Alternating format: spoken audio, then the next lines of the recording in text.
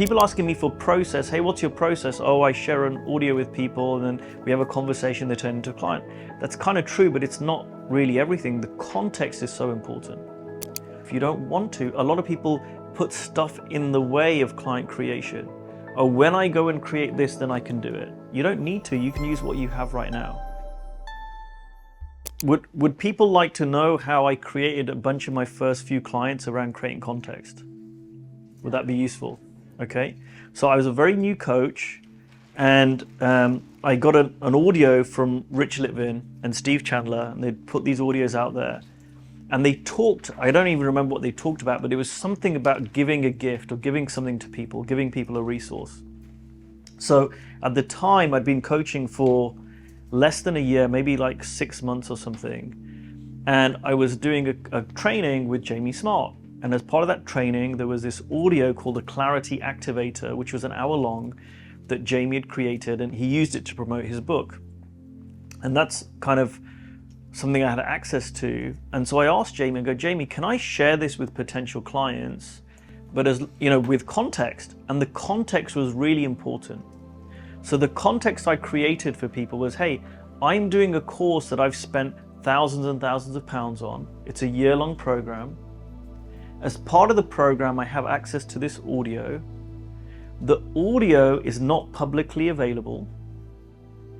I have permission to share it with my clients. If I shared this audio with you, which is a distillation of the entire course, would you A, commit to listening to it with your full attention? That means don't listen to it while the TV's on or that you're doing your housework or anything else, right? I don't want this to, I don't want it to just gather digital dust on your hard drive and never listen to it. Will you listen to it and listen to it with your full attention?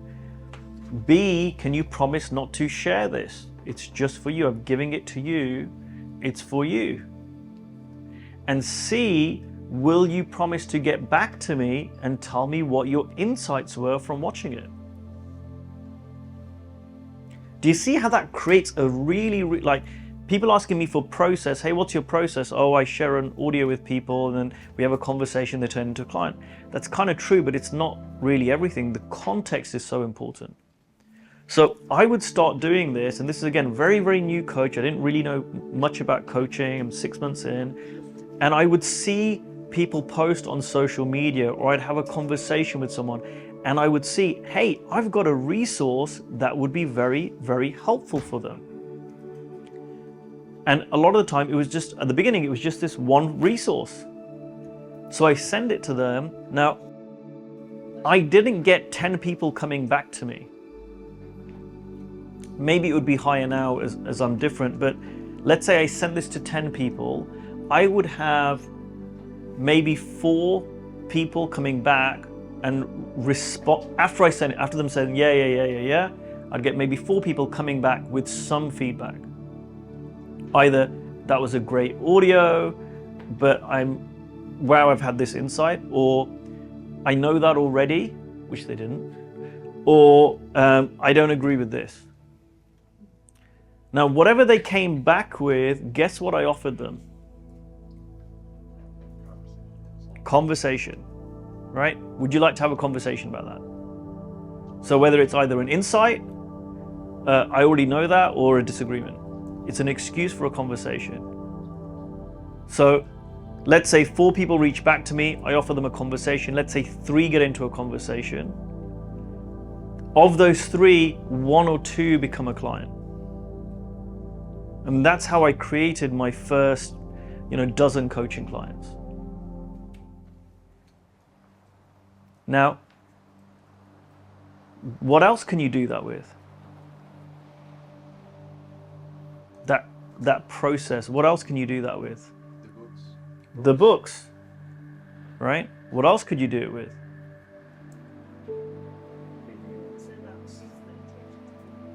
Peace meditation you send out to people. John. Candy, right? You could. Right, what else? I'm thinking about a resource, right? You could do it with a TEDx talk. You can do it with a podcast episode, right? you never have to create your own content if you don't want to. A lot of people put stuff in the way of client creation. Oh, when I go and create this, then I can do it. You don't need to. You can use what you have right now. And what we take for granted, has anyone else done this? You have a resource, maybe you've been sending it out. Like for me, the Clarity Activator, I'd sent that out 13 years ago. Does part of you go, I need something better now? I need something new? Does anyone else have that? Yeah, your clients haven't heard the stuff you've heard over the last 13 years. It's all new for them. So there are things that you have access to as coaches that you take for granted that your clients or potential clients, they don't know about. And there's some phenomena where when we learn something that becomes obvious to us, we act as if it was always obvious to us. It's not, right? So we went through a phase where they called it like the information phase, where people were like paying for ebooks and stuff. They wanted the information, but we're out of that now. Now we have too much information. But what part of what people pay you for is the right information at the right time.